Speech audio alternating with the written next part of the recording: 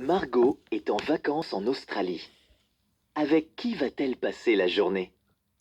Avec sa tante vétérinaire, avec son oncle ranger, avec son copain Tim. Où va-t-elle aller? Dans la forêt. En la forêt, à la lagune. Et quel animal va-t-elle rencontrer? Un ornithorynque,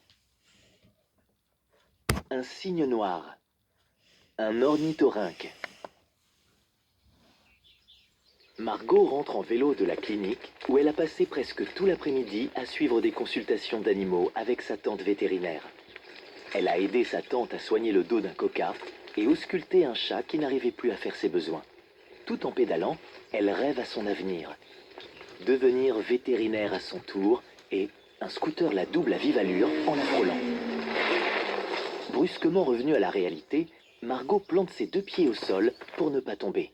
Le scooter fait demi-tour, revient vers elle et s'arrête.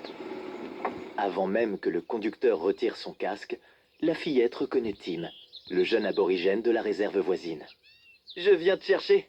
lui dit-il en soulevant son casque. Tim, tu m'as fait peur. Tu as trouvé un animal qui a besoin d'aide? Non, mais je voudrais t'en présenter un. Ton oncle m'a autorisé à t'emmener en balade. Je voulais te faire découvrir les ornithorynques. Ils ressemblent à des loutres et ils ont des becs de canard, une queue de castor et ils pondent des... Des œufs. Je sais ce que c'est qu'un ornithorynque, mais je n'en ai jamais vu en vrai. Aujourd'hui, c'est le jour idéal. Le ciel est gris, les ornithorynques vont quitter leur terrier pour plonger dans l'eau et chercher de la nourriture. D'habitude, ils attendent le coucher du soleil parce qu'ils craignent la lumière forte, un peu comme les taupes. Mais comme il n'y a pas beaucoup de soleil, ils seront de sortie cet après-midi. Suis-moi. Sans ajouter un mot, Margot se met à pédaler pour suivre Tim sur la route qui mène à la lagune. C'est au bord de l'eau, dans des terriers creusés dans le sol, que vivent les ornithorynques. Bientôt, la fillette et l'adolescent parviennent à une vaste lagune entourée de hautes herbes et d'arbres. Tim se dirige vers les berges les plus élevées. L'entrée des terriers se situe toujours sur une petite colline. Comme ça, la tanière n'est jamais inondée, explique Tim.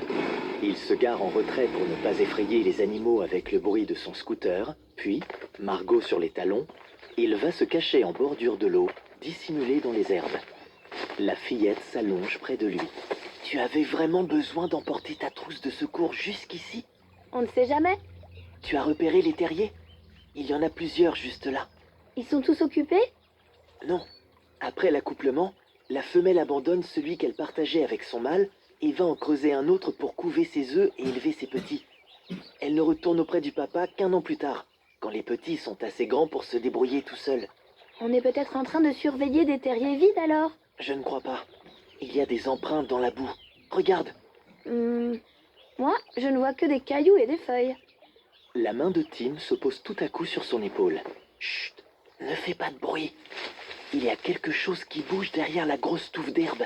Margot fixe la touffe d'herbe et le terrier à son pied. Soudain, une tête apparaît, regarde l'eau sous elle, puis un corps entier s'extrait de la galerie. L'ornithorynque descend la pente et plonge aussitôt dans l'eau. On n'a pas eu le temps de bien le voir. Râle Margot. Tu crois qu'il y en a d'autres? Pas sûr, mais regarde. Le voilà qui nage. L'animal refait surface et nage en cercle, ne laissant dépasser que son étrange bec et la partie supérieure de sa tête et de son dos. Comme l'eau est claire, Margot remarque qu'il se propulse avec les pattes avant et que sa queue lui sert à se diriger. Brusquement, l'animal plonge à nouveau. Il a dû repérer une crevette à manger. Sous l'eau, il est aveugle et sourd parce que la peau de sa tête lui couvre les yeux et les oreilles.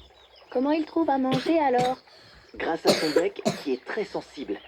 Lorsqu'il touche le fond de l'eau, son bec sait faire la différence entre les cailloux, la vase, le sable et ce qu'il peut manger.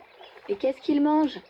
Des crustacés, des vers, des larves d'insectes, des mollusques. Il est sous l'eau depuis longtemps? Oh, il peut rester plusieurs minutes sans avoir besoin d'air. Le revoilà. Regarde, il a gardé toute la nourriture dans ses abajoues. C'est le nom des poches qu'il a dans les joues. Il est revenu pour mâcher tranquillement ses vers et ses mollusques. Un ornithorynque adulte n'a pas de dents. Il mange toujours un peu de sable en même temps que ses proies. Ça l'aide à mâcher. Regarde, il a terminé son repas et retourne dans l'eau. À peine Tim a-t-il fini ses mots que le vent se lève. Les feuilles des arbres se mettent à s'agiter et un craquement retentit dans les hauteurs. Soudain, une branche dégringole le long d'un tronc, ricoche sur un rocher et tombe dans l'eau. À l'endroit exact où se trouve l'ornithorynque. Ouh là là! Ah, la branche est tombée pile sur sa tête! L'eau a dû amortir le choc. Il va revenir. Mais l'ornithorynque ne réapparaît pas. Quant à la branche, quoique fortement inclinée, elle reste plantée dans la vase. L'ornitho est certainement coincé dessous. Il va se noyer si on ne fait rien. Tim hésite à intervenir. Il s'attend à voir l'animal remonter à la surface à tout moment, mais aucun mouvement n'agite l'eau. Tu as raison, finit-il par dire. Il y a un problème là-dessous. Tim saute dans la lagune et, de l'eau jusqu'à la poitrine, s'approche de la branche. Un plouf dans son dos lui apprend que Margot le suit. Le jeune aborigène empoigne la branche et tente de la soulever. Mais elle est lourde et résiste à ses efforts.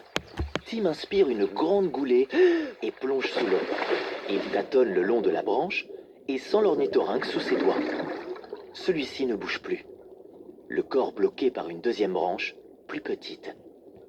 Le garçon dégaine le couteau qu'il porte toujours sur lui, commence à entailler le bois, remonte respirer Tim! et replonge sans répondre à son ami. En 2-3 coups bien appuyés, il tranche la branche, saisit l'ornithorynque et le ramène à l'air libre. Pataugeant l'un derrière l'autre, Tim et Margot regagnent la berge. Le garçon dépose l'animal sur le sol. Alors? Le questionne Margot d'une voix chargée d'angoisse. Il ne respire plus. Laisse-moi faire. Elle retourne la bête sur le dos et appuie sur sa poitrine. Elle relâche la pression, puis recommence. Au bout de 2 minutes, il bouge. Il respire à nouveau. Il est sauvé. Il a une blessure à la tête. Tiens-le, je vais prendre ma trousse de secours. Sitôt revenu, Margot nettoie la plaie avec un désinfectant pendant que l'ornithorynque tente de se dégager. Attention, il donne des coups de patte. Oh, ces palmes ne risquent pas de me faire mal. Ah si, il faut faire attention. Ses griffes sont venimeuses. Regarde, il en a au bout de ses pattes. C'est la preuve que c'est un mâle. Et un mâle adulte. Il n'a plus de dents. Les jeunes ornithorynques en ont, mais pas les adultes. C'est vraiment un animal bizarre. Viens, laissons-le se reposer. Une fois seul, l'animal ne se précipite pas dans la lagune. Il reste un instant sur la rive, à fixer Tim et Margot qui le surveillent de loin. Puis il plonge dans l'eau et s'éloigne en nageant. Eh ben, heureusement que j'ai eu envie de te montrer les ornithorynques aujourd'hui. Et heureusement que j'avais ma trousse de secours. Quand je vais raconter à ma tante qu'on a sauvé un ornithorynque, elle ne va pas me croire. Vu l'odeur de vase que tu dégages, à mon avis, elle risque de te croire. Je crois qu'on a besoin d'une bonne douche. Allez, viens petit ornithorynque. Ornithorynque toi-même? Répond Margot en riant. Tous deux enfourchent leur vélo et scooter et quittent la lagune, heureux d'avoir pu aider un animal de plus.